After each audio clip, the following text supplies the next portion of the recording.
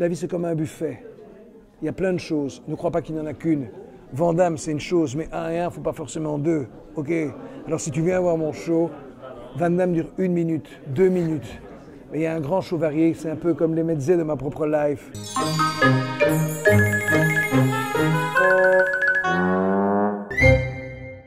Tu proviens d'un père anglais et d'une mère alsacienne. Est-ce que c'est le berceau de l'humour ou de la peur? Ah, c'est une excellente question. Les Anglais, je trouve que contrairement à ce qu'on pourrait croire, ils ne sont pas peureux, ils sont flegmatiques. Ils ont peur de rien, parce que quand on va à Londres, tout ce petit monde se mélange. Les Alsaciens sont un peu plus froids, ils sont adorables, mais il faut les connaître. C'est-à-dire qu'il faut briser, pas la glace, mais la flamme cul. Non, ils sont très sympas, les Alsaciens. Et maman était froide? Ah, ça, il faut demander à papa. Comment est-ce que tu définirais ton humour? Je suis... on ne m'a jamais demandé ça. Je pense que je suis un melting pot. Mon humour est aussi multiple que mes origines. C'est-à-dire que j'ai pris plein de choses, plein de références dans tous les sens et qui ne sont pas du tout élitistes, c'est-à-dire moi je fais ce genre d'humour. Non, je pense qu'il y a des choses très populaires, des choses plus recherchées. C'est l'humour de la tolérance, voilà. Moi j'aime bien quand tu es cinglant parce que le public est là. Oui, c'est ça.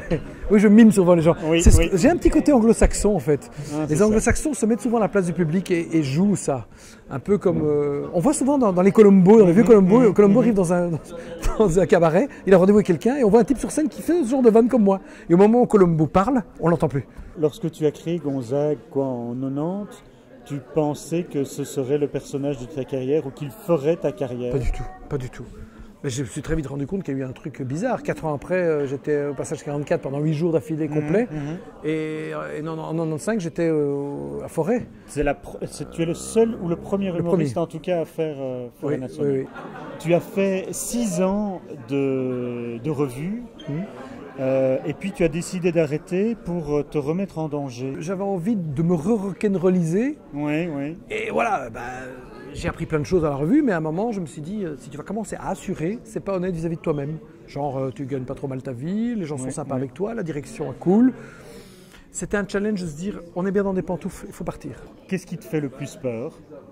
Moi, le plus peur, c'est de perdre le fil des gens que j'aime. C'est très important, je trouve, de garder le lien avec les gens qu'on aime autour de soi. J'ai pas besoin de grand-chose. C'est le jogging. Je suis un peu Forrest Gump. Ne croyez pas que je suis un débile. Le jogging, mes amis, ma famille, vivre, faire des bons petits restos, des petites bouffes. Rien besoin de plus.